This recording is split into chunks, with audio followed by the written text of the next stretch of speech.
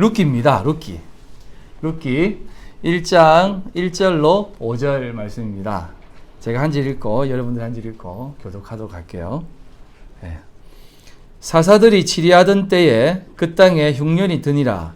유다 베들레헴의 한 사람이 그의 아내와 두 아들을 데리고 모압 지방에 가서 거류하였는데 그 사람의 이름은 엘리멜렉이요 그 아내의 이름은 나오미요 그 아들의 이름은 말론과 기론이니 유다 베들레헴의 에브라 사람들에가 그들이 모압 지방에 들어가서 거기 살더니 나오미의 남편 엘리멜렉이 죽고 나오미와 그의 두 아들이 남았으며 그들은 모압 여자 중에서 그들의 아내를 맞이하였는데 하나의 이름은 오르바요 하나의 이름은 루시더라. 그들이 거기에 거주한 지 10년쯤에 같이 읽겠습니다. 말론과 기론 두 사람이 다 죽고 그 여인은 두 아들과 남편의 뒤에 남았더라. 아멘. 하나님 아버지 감사합니다. 오늘도 우리 가운데 역사하시는 그 하나님의 놀라운 은혜를 다시 한번 경험해 봅니다. 우리의 삶 가운데 늘 함께 해주시고 늘 주님께서 기름 부어 주시옵소서. 오늘도 주님 앞에 믿음으로 나아갈 때에 온전히 주를 위한 시간 되게 해주시고 주님 앞에 영광되어지는 시간 되게 해주시고 주님만 나타내지는 복된 시간 되게 해주시옵소서. 말씀 가운데 함께 해주시옵소서. 우리 귀한 성도들의 삶 가운데에 하나님의 말씀이 잘 새겨질 수 있도록 주님 기름 부어 주시옵소서. 오늘도 함께하지 못한 귀한 성도들 계십니다. 어디에 있든지 하나님께서 기억해 주시고 눈동자와 같이 지켜보아여 주시고 오직 하나님 앞에 온전히 설 수 있도록 주님 꼭 붙잡아 주시옵소서. 시종을 주님께 올려드리며 살아계신 예수님의 이름으로 간절히 기도드리옵나이다. 아멘. 오늘 설교 제목은 사사들이 치리하던 때라는 설교 제목으로 말씀을 전하려고 합니다.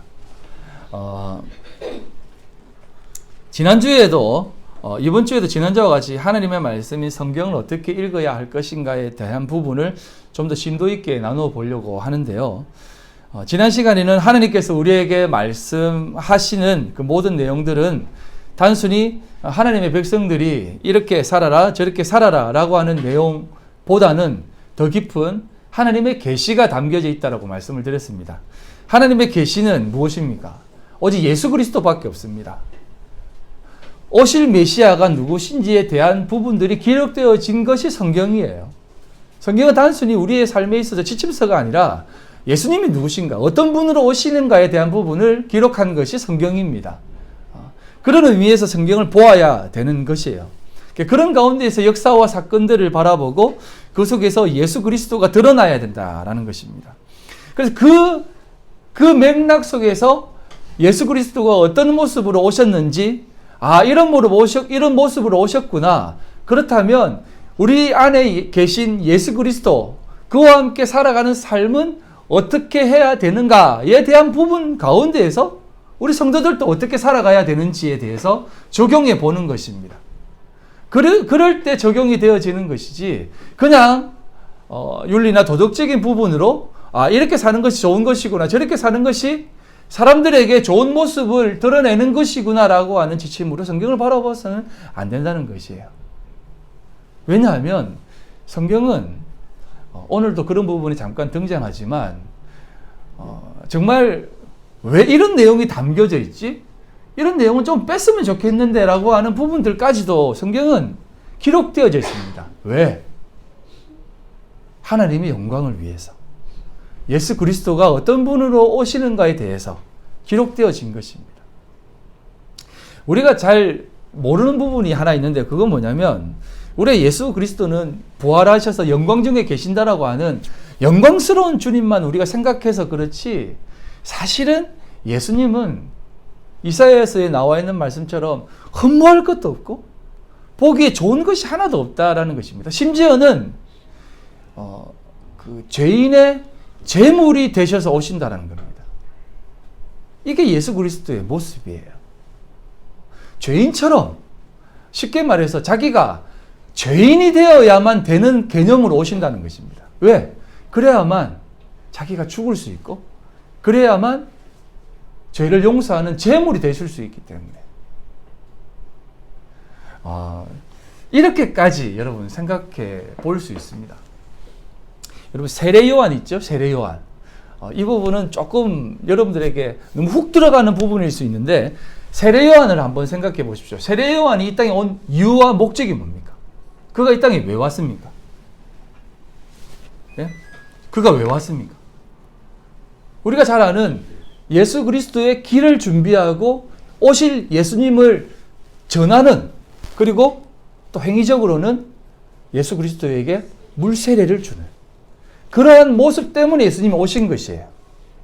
그렇다면 세례 요한의 목적은, 세례 요한이 이 땅에 온 이유는 그것이 다예요. 그런데 여러분 한번 생각해 보십시오. 세례 요한이 어떤 일을 했습니까? 광야에서 외치다 보니 많은 사람들이 그를 따랐습니다. 그의 제자가 되었습니다. 심지어는 성경에도 나와 있듯이 세례 요한에게, 옥중에 있는 세례 요한에게 찾아가가지고 우리 모든 제자들이 당신의 제자가 예수라는 사람에게 가서 다 제자가 다시 되고 있습니다. 어떻게 하면 좋습니까? 라고 했을 때, 야, 너희들에게 다시 말하니까 진짜 가서 그분이 진짜 메시아인지 한 번 더 물어보고 와라. 이렇게까지 얘기합니다. 제가 왜 이런 얘기를 하냐면, 세례 요한이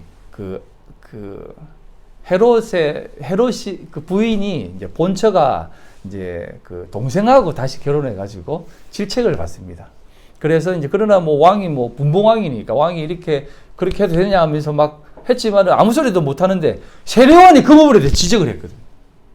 그래서 나중에 헤롯 그 부인의 딸이 연애를 베풀었을 때 정말 그 헤롯 왕을 기쁘게 해가지고 소원 하나만 말해라. 뭐 해줄까? 이러니까 그 부인한테 엄마 뭐 달라고 할까 하니까 세례 요한의 목을 달라고 그래라. 그래서 목배임을 당해서 죽습니다. 그것을 가리켜서 사람들이 세례 요한도 정치에 참여했다라고 이렇게 얘기를 합니다. 그런데 여러분 말씀을 깊이 있게 보셔야 돼요. 세례 요한은 광야에서 외치는 자의 소리이고 하나님의 뜻이 무엇인지 명확하게 분별한 사람이에요. 그리고 그 사람은 사실상 정치에는 크게 아무 의미가 없었습니다. 그런데 왜 그 얘기를 그에게 했을까요? 이유는 단 하나입니다. 예수님이 오셨기 때문에 그는 이제 죽어야 되는 거예요. 형장의 이슬로 죽어야 되는 것이죠. 그런데 사람들이 세례 요한을 다른 사람들 많으니까 옥에만 가다 놓고 안 죽이는 거예요. 못 죽이는 겁니다. 두려워서 못 죽이는 거예요. 성경에 나와 있지 않습니까? 네가 세례 요한이냐? 살아온 세례 요한이냐? 막 이렇게까지 얘기하는 겁니다. 그냥 그 자리에서 그 말을 하고 형장의 이슬로 사라지는 겁니다.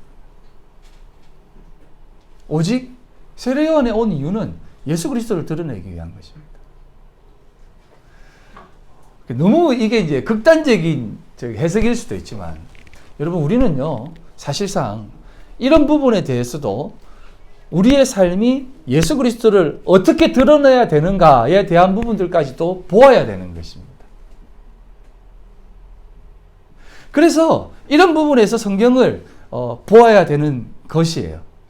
그래서 이제 쭉 볼 때 우리는 이 땅을 살아가잖아요. 이 땅을 살다 보니까 늘 사회라는 또 세상이라고 하는 또 우리가 속해 있는 공동체라고 하는 그 공동체 속에서 살다 보니까 그리스도인으로서 어떻게 살아가야 되는 것인가에 대한 부분과 그 물음은 참 많이 던집니다. 그리고 또 그런 물음을 찾아서 어떻게 사는 것이 더 그리스도의 영광을 드러내는 것인가에 대한 부분을 가지고 막 살아갑니다. 그런데 그런 삶을 우리가 그러니까 잘 살고 귀하게 살아냅니다. 그리고 지금도 살아가고 있습니다. 그런데 여러분, 어떻게 보면 아무리 그렇게 살아도 세상은 썩 바뀌지 않는 것을 볼 수가 있어요. 하버드 대학 교수인 그 콜스 교수님과 한 여학생의 면담이 이제 책에 기록되어 있는데, 이제 하나님의 모락이라고 하는 책에 기록되어졌는데, 거기에 이제 이런 내용이 있습니다. 콜스 교수님이 한 학생이 자퇴서를 내서 불러서 면담을 하는데 왜 자퇴서를 내니? 공부 더 열심히 하지? 이렇게 물으니까 그 여학생이 하는 얘기가 뭐냐면, 교수님, 저는 중산층입니다. 중산층이고 그렇게 돈이 많은 사람이 아닙니다. 그래서 저는 열심히 아르바이트를 하고 열심히 돈을 벌어서 학비를 대고 그렇게 공부를 합니다. 그런데 하버드에 온 학생들 대부분이 상위층입니다. 그런 학생들이 나를 바라볼 때 정말 뭐 같이 봅니다. 무시하고 업신여깁니다. 그런데 더 웃긴 건요, 도덕 윤리 과목을 제가 2과목을 들었는데 그 자기를 가장 많이 무시하고 놀렸던, 업신여겼던 그 남자와 내가 똑같이 수업을 들었습니다. 그 남자는 심지어 나에게 성적인 수치심도 주었습니다. 그런데 더 웃긴 것은 그 남자는 늘 그 도덕과 윤리 점수를 최고점을 받습니다. 그거는 무엇을 말하는 겁니까? 그래서 저는 더 이상 학교를 다니고 싶지 않고 자퇴를 한 이유입니다. 그러면서 이런 얘기를 했어요.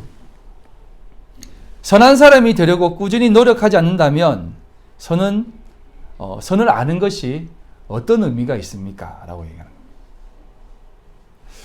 겁니다. 이 물음을 지금도 많은 사람들이 던지고 있어요. 여러분, 선을 아는 것이 어떤 의미가 있겠습니까? 그리고 그 아는 선을 행하는 것이 어떤 의미가 있습니까? 저는 이렇게 말하는 이유가 뭐냐면, 그래서 그 콜슨 교수님이 그 학생 앞에서 어깨를 으쓱 하면서 고개를 갸우뚱하는 정도의 위로밖에는 할 수 없었다라고 얘기하더라고요. 제가 이렇게 얘기하는 이유가 뭐냐면, 오늘도 많은 사람들이 선한 사람이 되려고 노력을 합니다.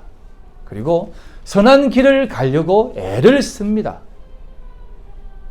그런데 더 웃긴 것은 뭐냐면, 선을 행하려고 하면 할수록 악은 더 강해집니다.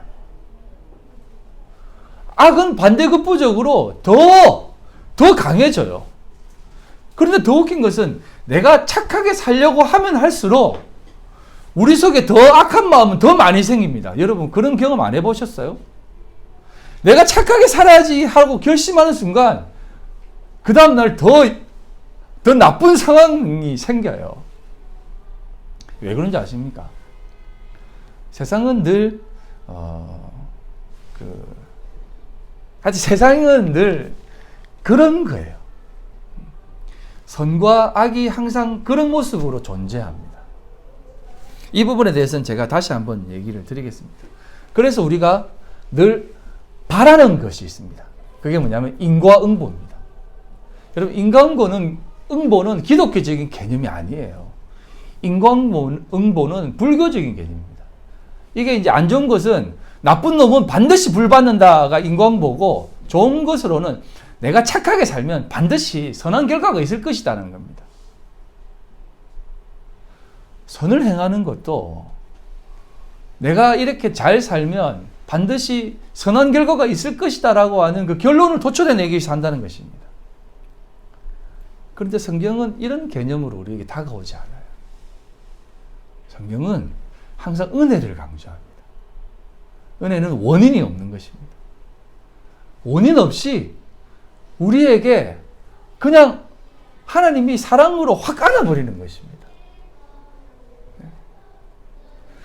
하나님이 사랑으로 우리를 확 안으셔서, 왜 나를 안으세요? 내 아들이니까. 내 아들이니까 내가 너를 안는다는 것입니다. 그래서 우리는 늘 하나님 앞에 설 수 있는 것이에요. 그런데 많은 사람들은 이 부분에 대해서 하나님의 크신 은혜와 사랑을 생각한다고 말하고 믿음으로 산다라고 하지만 늘 원인을 찾으려고 애를 쓰는 것입니다. 그래서 이제 모 교단은 삼박자 구원이라는 표현을 씁니다. 지금은 이제 그런 표현 잘 안 쓰는데요. 그게 이제 요한삼서 3장 1절로 2절에 나와 있는 말씀입니다. 사랑하는 자여 내 영혼이 잘됨 같이 내가 범사에 잘되고 강건하기를 내가 간구하노라. 이게 뭐냐면 내 영혼이 잘됨 같이 영혼, 범사가 잘되고 이게 일입니다. 모든 일. 그 다음에 강건하기라 육체가. 그래서 내 영혼이 평안하고 내 일이 잘 풀리고 내 육체가 건강해야 하나님께서 우리와 함께하는 것이다. 그리고 반대급부적으로 그렇지 않으면 뭔가 문제가 있다. 더 기도해라. 이렇게 되어지는 것이에요. 그런데 여러분 한번 보십시오. 우리 인생에 있어서 뭐 다 떠나서 성경의 인물도 한번 보십시오. 성경의 인물이 그 마음속에 평안함이 있습니까? 평안함이 있지만 사실은 늘 폭풍이 치는 인생을 사는 것이에요. 늘 우리 속에 폭풍이 일어나는 삶입니다. 그럼에도 불구하고 주님이 나를 붙잡아 주시기 평안하다라고 얘기하는 것이지 사실은 폭풍 치는 인생이에요. 그래서 사업이 좀 안 된다라든지 몸이 약하면 늘 죄인처럼 교회 가는 거예요. 내가 하나님 앞에 뭐 잘못해서 이런가요? 하면서. 여러분 절대 그런 거 아닙니다. 여러분 사랑하는 자에게 늘 고난은 동반하는 것입니다. 고난이 내게 유익이라고 하는 것은 그것이 가장 유익된 자녀로서의 성장시키기 위한 하나님의 방법이기 때문에 그런 것이지. 그러니까 여러분 사업 안 되고 힘들면 더 고개를 들고 다니세요. 나는 그 정도 깜이 되는 사람이다. 하나님이 나에게 고난을 주시네. 와, 내가 이 고난을 감당할 수 있는 수준으로 여기시네라고 생각하는 것이에요. 반대로 사업 잘 되면 고개 숙이고 다니세요. 사업 잘 되면은 수준이 그것밖에 안 돼가지고 사업이 잘 되게 하는구나. 사업 안 되면 예수님 안 믿을까봐 사업 잘 되게 해주는구나. 이렇게 생각하시면 됩니다. 죄송합니다. 이렇게까지 생각하지 마시고. 아무튼 여러분, 제가 말하는 것을 잘 알아듣겠죠. 그런 것처럼 우리의 삶을 늘 하나님 앞에 귀하고 복되게 살아가는 삶이 어떤 모습인가는 외적인 모습이 아니라는 것입니다. 우리의 심령 속에 하나님께서 주신 은혜가 있어야 된다는 것이에요. 이 부분은 또 뒤에 계속 이해하도록 하겠습니다. 그래서요, 여러분 우리가 가장 해야 될 것은 뭐냐면 감사하는 것입니다. 어떤 상황이 나에게 오든 감사하는 것이에요. 어떤 상황이 나에게 닥치든 하나님의 뜻이 있겠지. 감사하자. 하나님이 또 뭔가 우리에게 바라는 것이 있겠지. 감사하자라는 것이에요. 그것이 있을 때 우리의 삶에 늘 은혜가 있는 것입니다. 조금 넘어가서 이제 오늘 본문 말씀에 대해서 말씀을 좀 하려고 하는데요. 룻기를 한번 보도록 하겠습니다. 룻기서에 보면 사사들이 지뢰하던 때라고 얘기합니다. 여러분 사사들이 지뢰하던 때는 어떤 때냐면 뒤에 한번 보겠지만은 사사기 21장 25절에 맨 마지막 절에 이렇게 기록되어 있습니다. 사람들이 각기 자기의 소견에 옳은 대로 행하였다라고 얘기합니다. 자기 소견에 옳은 대로 행하였다라고 하는 것은 뭐냐면 여러분 사람은요 기본적으로 좋은 것을 만들어내려고 애를 쓰는 사람들이에요. 그리고 사람들은 늘 좋은 것이 뭔가를 말하려고 그래요. 여러분 선악과를 따먹는 순간 선이 뭐며 악이 뭔지를 눈이 떴다는 것입니다. 그래서 우리가 늘 법을 만들고 또 사람을 통해서 토론하고 또 이제 이렇게 막 사람들이 모여가지고 협의하는 이유는 더 좋은 것을 찾아내기 위해서 하는 것이에요. 민주주의, 다수, 이게 뭐냐면 다수가 또 이렇게 선하게 생각하는 것을 만들어내고 싶어 하는 것입니다. 그래서 늘 사람들은 선한 것을 도모합니다. 이게 각기 소견에 옳은 대로 행하는 것입니다. 소견에 옳은 대로라는 것이에요. 내 마음대로 방탕하게 지 마음대로 막 이래 사는 것이 아니에요. 좋은 것을 만들어내려고 애를 쓰는 것입니다. 사사기 내용을 한번 쭉 보십시오. 여러분 사사기를 보면 오늘 그 말씀에 보면 그 사사기 2장입니다. 2장에 보면 복임이라고 하는 내용이 나옵니다. 사사기 2장에 보면 복임이라고 하는 내용이 나오는데요.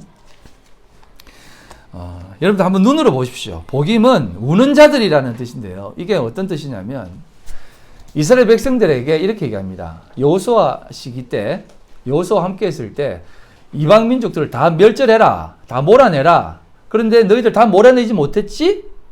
몰아내지 못했기 때문에 그들이 너희들의 가시가 될 것이다 라고 얘기합니다. 그래서 이스라엘 백성들이 우는 거예요. 어떡해요 하나님, 왜 우리를 힘들게 하세요? 왜 그들이 우리의 가시가 돼요? 하나님이 다 몰아내주면 안 돼요. 그러면서 우는 것이에요. 그러면서 뭐라고 나왔냐면 5절에 그들이 거기서 그러므로 그곳 이름을 복임, 우는 자들이라 하고 그들이 거기서 여호와께 제사를 드렸다라고 얘기합니다. 이것만 딱 보면 그들이 하나님 앞에 회개하고 똑바로 살았구나라고 생각되어질 수 있습니다만 사사기의 전반적인 내용을 보십시오. 우리 기독교가 정말 실수하는 것이 있는데요. 뭐냐면 오만 데다 하나님을 갖다 붙여요. 사사기에 나와 있는 내용들을 보면 각기 소견에 옳은 대로 행하였다라는 것이 기본 전제입니다. 자기 소견에 옳은 대로 하나님도 갖다 끌어당긴 것이에요. 말씀을 그 3장에 딱 보면은 여호수아가 죽자마자 어떤 일이 일어난지 아세요? 그들이 이방 민족이 그들에게 가시가 되어서 그들이 고통당하는 것이 아니라 보면은 뭐라고 기록되어 있냐면 그들이 여호와를 잊어버리고 여호와를 버리고 바알신을 섬겼기 때문에 그들이 지배를 받는다고 얘기합니다. 이유는 전혀 다른 데 있어요. 여러분 성경을 이렇게 좀 자세히 보고 또 이렇게 성경 지명을 이렇게 보면 그거 아세요? 여호수아를 통해서 그 산지를 이렇게 빼앗잖아요. 각 지파 12지파가 땅을 분배받잖아요.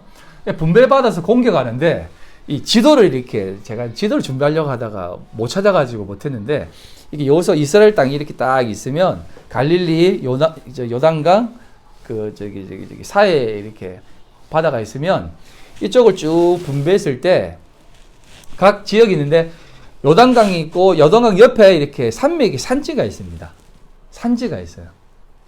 이스라엘 사람들이 점령한 땅 대부분이 정말 독특한 게 뭐냐면 산지밖에 없어요. 평지는 거의 못 먹었어요. 그 이유가 뭔지 아세요? 그들이 갖고 있는 무기가 뭔지 아세요? 철병거입니다.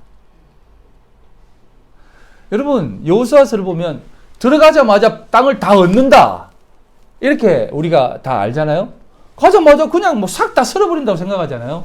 보면은 평지 지역은 블레셋, 가드 지역, 이쪽 산지 바로 밑에 있는 그 평지 지역 하나도 못 먹었어요. 거기 다 남아 있습니다. 이방 민족들이 가나안 거민들이 다 남아 있어요. 기본 거민은 물론이거니와 다 남아 있습니다. 그들이 차지한 땅은 분배받았지만 산지밖에 없습니다. 이게 참 아이러니한 것입니다. 여전히 이스라엘 백성들은 그 마음속에 하나님의 이름으로 나아갔지만 그 마음속에 여전히 세상의 두려움과 바알 신의 위대함을 생각하는 것입니다. 세상을 딱 바라보니까 우리 믿는 사람들보다 훨씬 잘 살거든요. 훨씬 더 문화가 발달했거든요. 제가 한번 말씀드린 적이 있지 않습니까? 만나와 메추라기만 광야에서 먹다가 가나안 땅에 딱 들어가니까 농사 짓고 먹을 게 풍족한 것이에요. 예? 여러분 밀가루를 빻아서 빵을 만들면 만나보다 2000배는 맛있을 거예요. 여러분 알죠? 탄수화물의 그 중독성. 아우 이거는 누굽니까? 래퍼. 아유 까먹었다. 그 남자 하나 있는데 걔가 정말 내가 정말 듣기 좋아하는 소리를 했어요. 탄수화물을 줄여야 된다 건강상 이러니까 면이 없는 세상에서 왜 더 살고 싶어요? 이렇게 얘기하더라고요. 그래가지고 그래 저렇지 우리 더 많이 먹자면 이러니까 여러분 뭐 탄수화물 좀 덜 먹고 뭐 건강하게 산들 뭐합니까? 여러분 그냥 면 많이 드시고 탄수화물 많이 드시고 예? 그냥 빨리 주님께로 가는 게 좋지 뭘 그렇게 여러분 맛있는 거 안 먹고 건강 지키는 게 뭐 그게 그렇게 좋습니까? 네, 좋습니다. 예. 그러면서 저도 요즘 탄수화물 좀 줄이고 있습니다. 예. 밥을 꼭 한 공기만 먹고 있습니다. 절대 두 공기 안 먹고 있습니다. 예, 자꾸 옆으로 좀 샜는데요. 여러분, 너무 좋은 거예요. 어떻게 이렇게 풍족하냐라고 하니까 우리는 바알신을 섬기고 있다. 그거 뭐냐? 이스라엘 민족들이 전부 다 바알신을 섬기는 것이에요. 이게 이스라엘 민족들입니다. 근데 사실 이게 오늘날 교회의 모습이고 우리의 모습이에요. 여러분 안 그렇습니까? 교회가 여러분 교회를 세우고 뒤에 한번 얘기하죠. 교회는 주님의 신부인데 그 신부가 예? 주님을 바라봐야 되는데 자꾸 다른 걸 바라봐요. 뭐 바라봅니까? 어떻게 하면 더 교회가 잘 되고 크고 좋아질 수 있을까라고 하는 것을 늘 봅니다. 예? 이렇게 하면 사람들이 더 많이 오고 저렇게 하면 사람들이 더 많이 오고 이렇게 하면 사람들이 더 많이 오는 그러한 것들을 행합니다. 그래서 저는 감히 얘기합니다. 예. 정말 올바로 선 교회는 항상 작더라고요.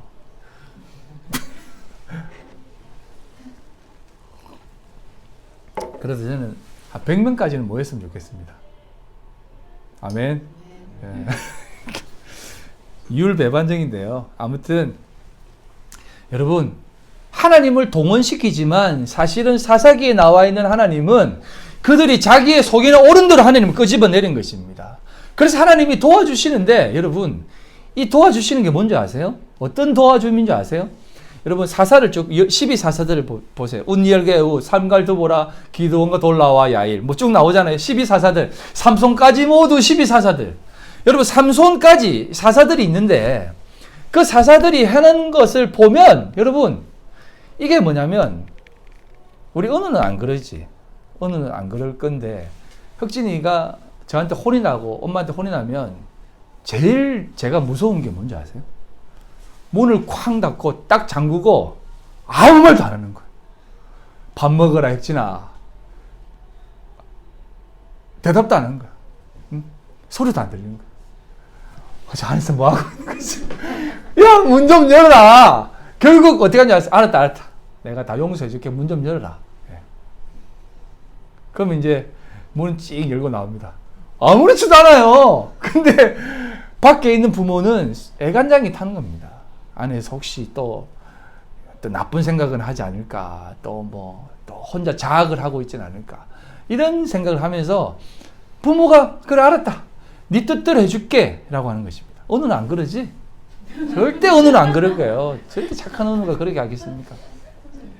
그래서 부모가 져주는 것이지 그게 아버지 뜻은 아니에요. 맞죠? 사사기의 내용도 마찬가지입니다. 여러분 드보라가 그 수많은 군대를 이기는 것은요. 어떤 의미인지 아세요? 하나님이 새끼 손가락 하나로도 내가 이 이방 민족을 다 멸해내는 줄 왜 못 믿느냐.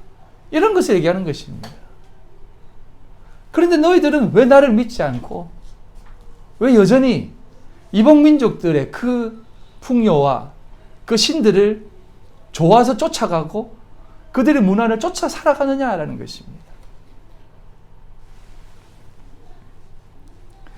그래서 여러분 늘 세상이 추구하고 요구하는 것은 사실상 이 땅에서 정말 잘 되는 것입니다. 잘 되기 위해서 뭘 하냐면 더 힘을 가지려고 하거든요. 그래서 기독교도 하는 운동이 그거 아닙니까? 에큐메니컬 운동. 예? WCC 다 그런 거예요. 예? 불교, 기독교, 천주교, 원불교 다 우리는 위아더 월드 하나다. 손잡고 하나님을 바라보고 나가자는 것입니다.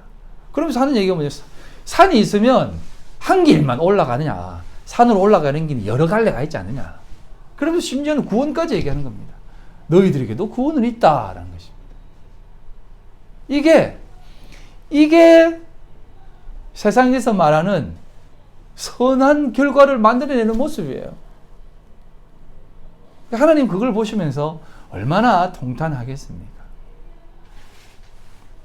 그런데 아닌 척 하면서 우리가 그렇게 하고 있는 것이에요. 하나님의 이름을 얘기하지만 그렇게 하고 있는 많은 사람들이 있지 않습니까? 그래서 각기 소견에 옳은 대로 행하는 것입니다.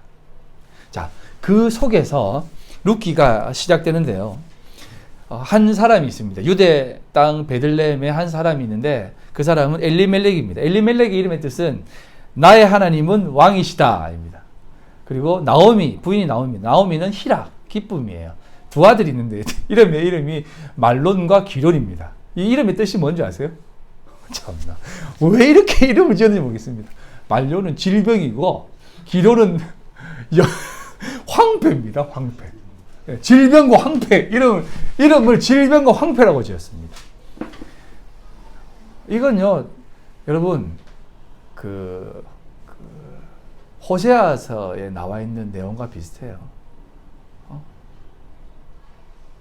고멜을 부인으로 얻어서, 기생 고멜을 얻어서 로암미, 내 백성이 아니다라고 이름을 지으라는 것입니다. 그를 통해서 난 아들이. 이스라엘 땅에 그 이름이라는 것은 뭐냐면, 그 시대의 어떤 아픔을 얘기하는 것도 있어요. 예.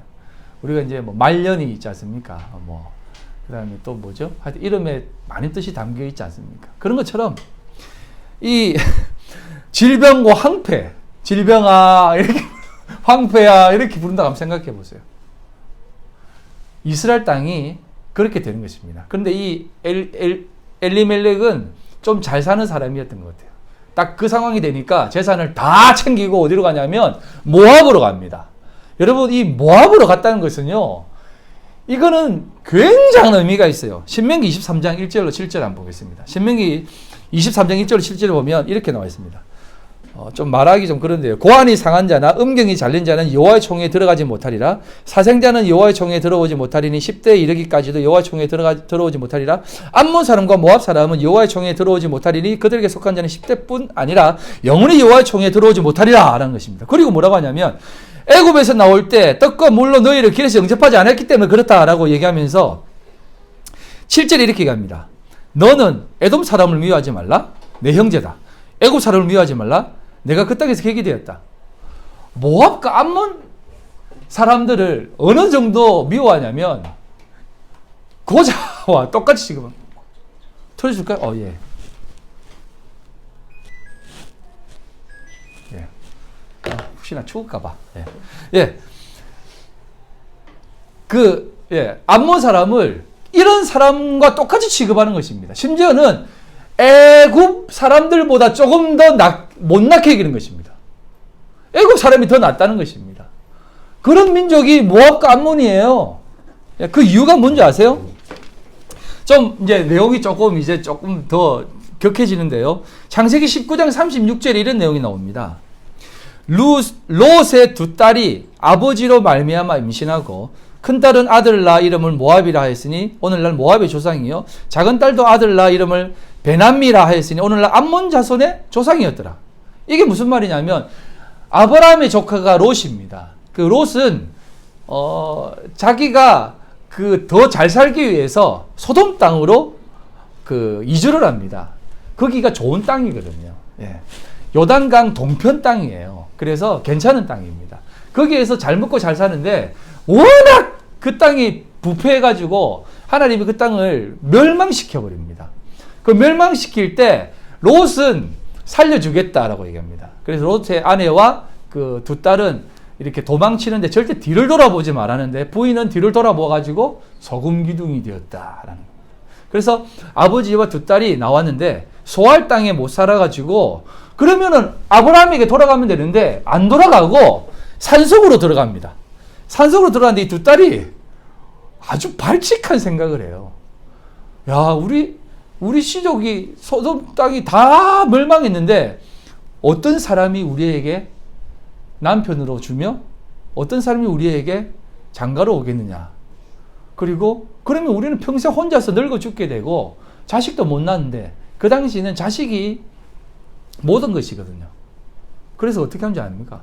아버지에게 술을 먹이고 아버지하고 동침을 합니다. 그래서 낳은 자식이 소돔이고 모압이고 암몬 민족들입니다. 그러니까 이 민족은 여호와의 총에 들이지 말라는 것입니다. 그런데 이 엘리멜렉이 어디로 가냐면 모압 땅으로 갑니다.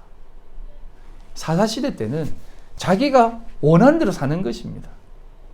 그래서 그냥 자기 속인에 보니까 이 이스라엘도 가망이 없어. 다른 땅으로 가자. 모압 땅으로 가자. 모압? 안 좋은데? 그래도 가자. 가는 게 좋아. 그것도 괜찮을 것 같아. 라고 합니다. 그래서 이제 그 간 이유에 대해서 많은 학자들이 또 연구를 한 게 있습니다. 그 연구 중에 한 연구가 뭐냐면, 학자들은 그런 거 하기를 좋아하거든요. 여러분, 엘리멜렉의 그 친족 중에 유력한 자가 있습니다. 그 사람이 누굽니까? 룻의 남편이 될 보아스입니다. 보아스는 누구예요? 보아스가 누구냐면 지난 시간에 등장했던 라합의 아들입니다. 엘리멜렉의 친척의 그 위쪽에 보니까 기생이 라합인 것이에요. 이방민족인 것이에요. 그래서 이질감이 없었다는 것입니다. 그래서 모압 땅에 가자마자 그 자기 말론과 기론의 아들에게 그냥 모압 여인의 그 며느리를 맞이해 버리는 겁니다. 이렇게 신명기에 나와 있는 그렇게 심하게 말하는 부분이 있음에도 불구하고 그냥 그렇게 하는 것입니다.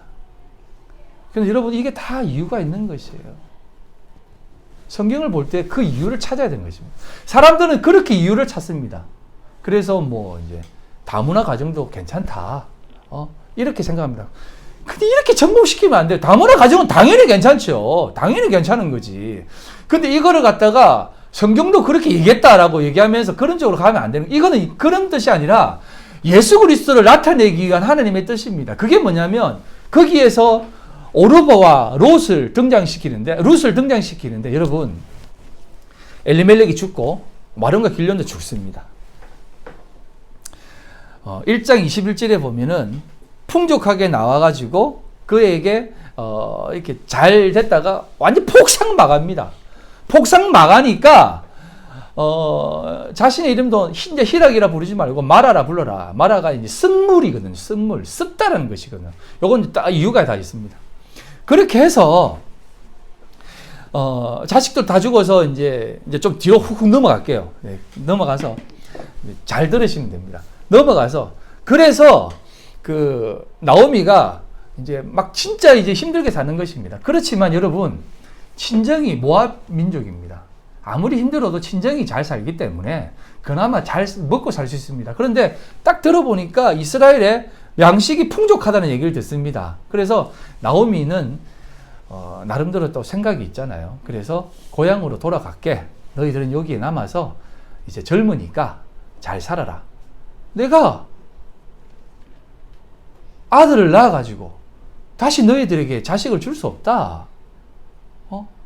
그러니까 차라리 여기에서 새로운 남자를 만나서 잘 살아라 라고 합니다. 여러분, 그게요 당연한 것입니다. 여러분 그거 아시죠? 그건 당연한 것입니다. 이스라엘 땅으로 돌아가는 사람은 나오미 혼자만 돌아가야 돼요. 모압 민족은 이스라엘 민족으로 돌아가면 안 돼요. 신명기 23장에 나와 있듯이 모압 민족이 이스라엘 땅으로 가는 순간 그들은 쓰레기가 됩니다. 개처럼 여겨지고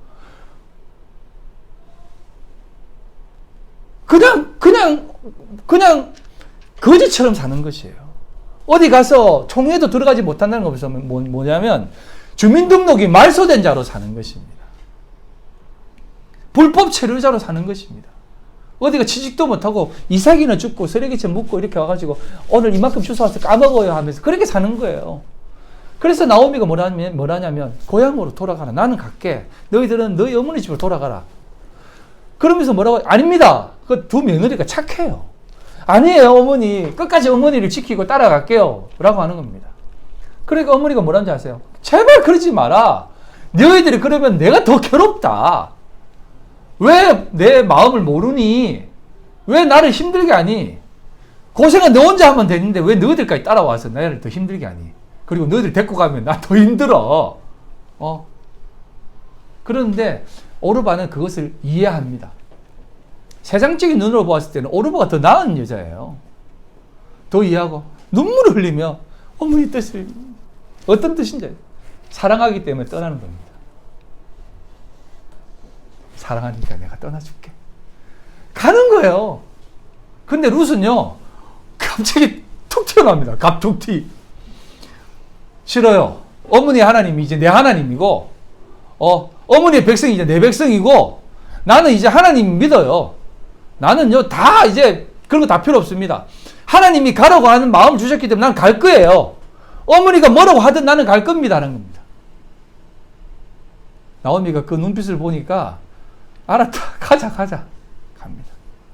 가서 여러분 이게 우리 해피엔딩을 보니까 알 수 있지만 룻이 간다는 것은 여러분 제가 지난주에 얘기했듯이 아벨이 아무 쓸모없는 양고기도 먹을 수 없는 아무것도 할 수 없는 그 일을 하는 아벨의 일과 똑같은 것입니다.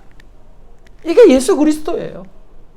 예수 그리스도가 이 땅에 오셔가지고 세상이 원하는 대로 살았습니까? 세상이 원하는 지도자로서 살았습니까? 세상이 원하는 어떤 그 높은 위치에서 있었습니까? 절대 그러지 않았습니다. 나는 아버지의 뜻을 이룬다라는 겁니다. 왜 주님 이렇게 하십니까? 나는 아버지의 뜻에 따라 살아가는 거야. 왜 그걸 모르니라는 겁니다. 많은 사람들이 의아해하고 이상하게 생각하고 또 심지어는 뒤에서 욕하고 얼마나 그랬겠습니까? 그럼에도 불구하고 예수님은 아버지의 뜻을 행했다는 것입니다. 롯도 마찬가지예요. 룻도 마찬가지. 룻도요 똑같은 것입니다. 쟤는 왜 따라가? 왜 따라가서 사살 고생을 해? 왜 저런 쓸데없는 짓을 해? 그러나 그가 가는 것은 단 하나.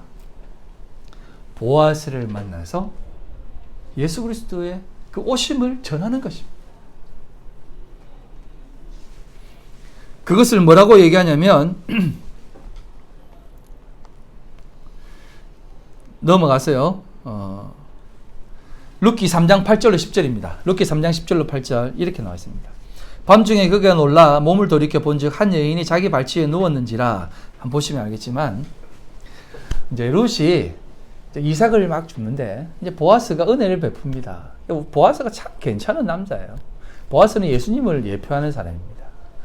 이방 민족이지만 그에게도 은혜를 베풉니다. 이건요 하나님의 마음이에요. 성속을 분리하는 것이 아니라 하나님의 사람이라면 그 어떤 악도 하나님의 마음으로 덮어버린 것입니다.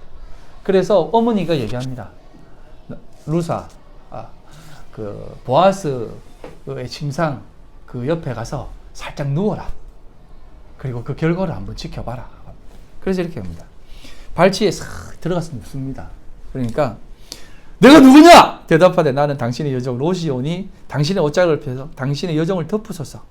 이는 당신이 기업을 물을 자가 됨이니이다 라는 것입니다. 당신의 옷자락을 펴서 당신의 여종을 덮어주십시오 라고 얘기합니다. 여러분 이 옷자락, 이 옷자락이라고 하는 이 단어, 카다프라고 하는 이 단어는 주님의 은혜의 날개에 동원되어지는 단어입니다. 룻기 2장 12절에도 이 단어가 등장하는데요. 여호와께서 내게 행한 일에 보답하시기를 원하며 이스라엘 하나님 여호와께서 그의 날개 아래 보호를 받으러 온 내게 온전한 상 주시기를 원한다라고 얘기하는 것입니다. 주님의 은혜 날개로 덮어주는 것입니다. 이게 뭐냐면 룻의 수치를 덮어달라는 것입니다. 보아스 씨요, 나는 당신의 종입니다. 여기에서 이불을 덜쳐서 이런 어디서 나가라 라고 하지 마시고 저의 수치를 덮어서 저를 품어주시고 당신의 여종으로 맞아주세요 라는 것입니다. 가장 낮고 낮은 모습으로 그에게 나아가는 것입니다. 바로 우리가 예수님 앞에 나아가야 될 모습인 것이에요. 우리의 수치를 덮어주소서라고 말하는 그 마음으로 주님 앞에 나아가는 것입니다. 예수님은 그것을 우리에게 덮어주시는 것입니다. 신명기 32장 11절에 나와 있는 것처럼 마치 독수리가 자기의 보금자리를 어지럽게 하며 자기의 새끼 위에 너풀거리며 그의 날개를 펴서 새끼를 받으며 그의 날개 위에 그것을 엎는 것 같이 우리를 도와주신다는 것입니다. 우리를 안으셔서 그렇게 우리를 품어주신다는 것입니다. 그래서 여러분 우리가 하나님의 은혜의 날개 아래 살아가는 그것이 가장 복된 삶이라는 것을 룻기를 통해서 보여주시고, 또 예수 그리스도야말로 그러한 분으로 우리에게 오시는, 우리의 모든 수치를, 우리의 모든 죄악을 덮으시는 분으로 오신다는 것입니다.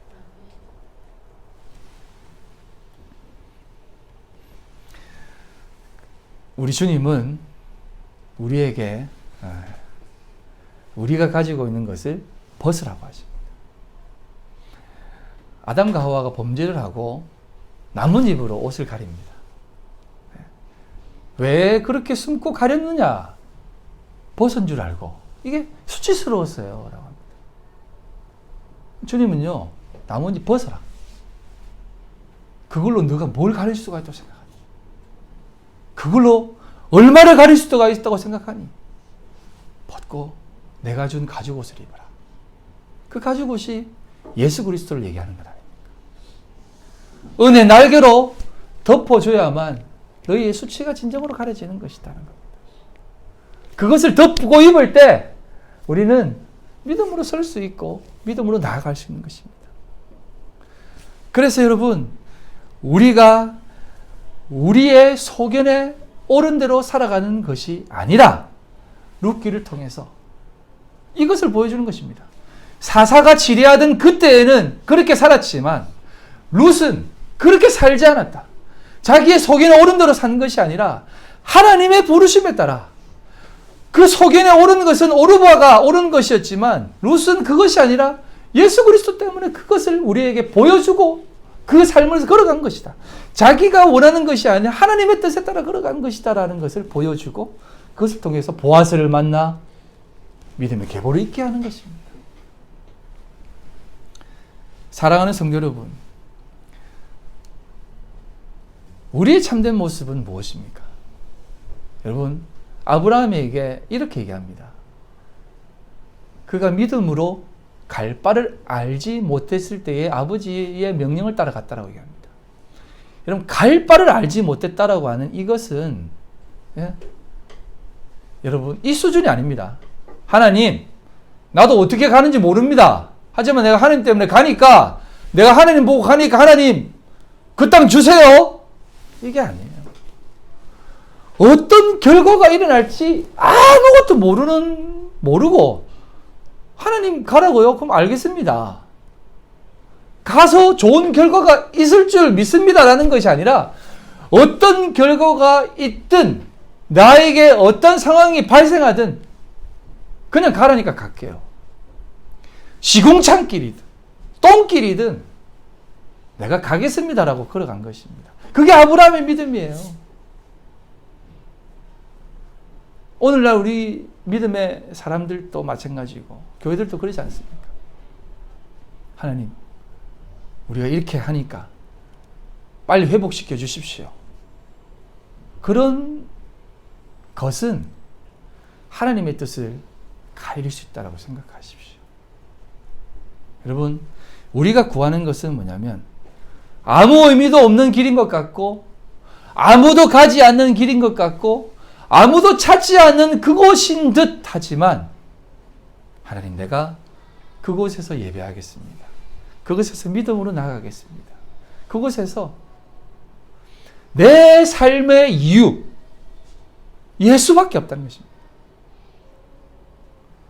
내 삶이 똥구멍이 처박히더라도 나는 예수로 사니까 괜찮아.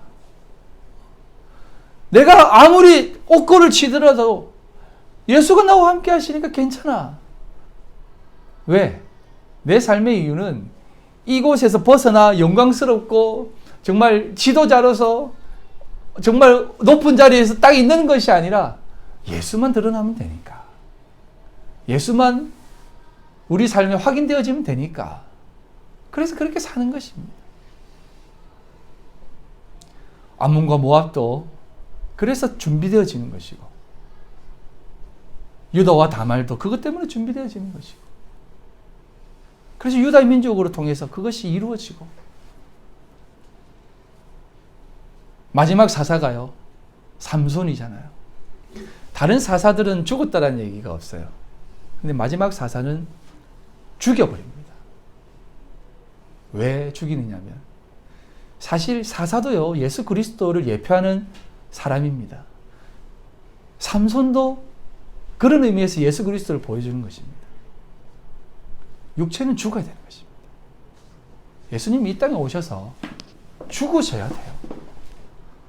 안 죽고 영광 받고 사람들에게 영원히 살면서 역사 빵빵빵 터뜨리고 내 따라라 로마 빵빵 무너뜨리고 이런 것을 보여주시기 위해서 오신 것이 아니에요. 죽으러 오신 것입니다. 그래서 하나님의 뜻을 이루는 것입니다. 왜? 하나님의 백성들을 살리기 위해서. 그가 첫째 아담으로 우리에게 오셔서 우리를 둘째 아담, 그가 첫째 아들로 오셔서 죽으시고 우리가 둘째 아들로 살리시기 위해서. 여러분 모두가 아들이고 자녀고 여러분 모두가 교회고 거룩한 주님의 신부로 부르시기 위해서 그렇게 하신 것입니다. 그래서 여러분들이 주님의 신부예요. 저도 신부입니다. 저도 주님의 예식에 참여한 사람입니다. 그게 우리예요. 그래서 우리가 거룩하게 사는 것입니다. 그래서 우리가 귀하게 사는 것입니다. 그리고 우리가 복되게 사는 것입니다. 그리고 그 삶 속에서 오직 예수로 인해서 믿음으로 복된 모습 가운데 살아가는 것입니다. 내가 지금 이렇게 살고 있습니다. 우리가 지금 팬데믹, 사업, 학업, 건강, 가정, 작게는 우리가 속해 있는 지금 이 자리,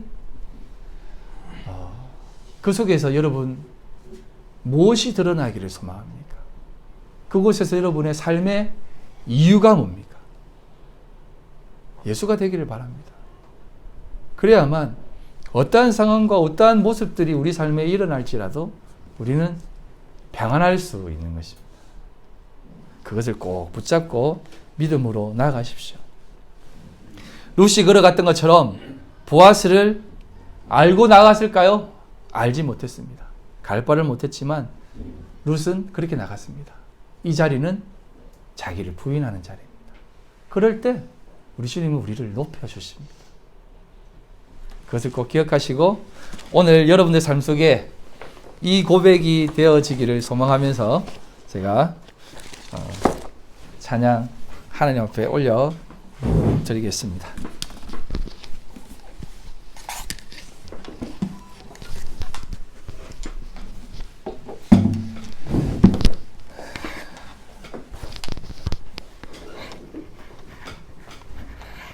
아까 연습할 때는 잘 됐는데 조금 떨리네요.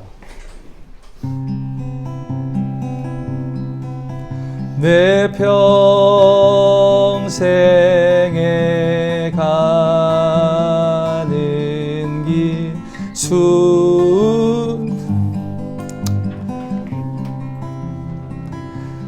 늘 같이 부르죠. 강 같은 지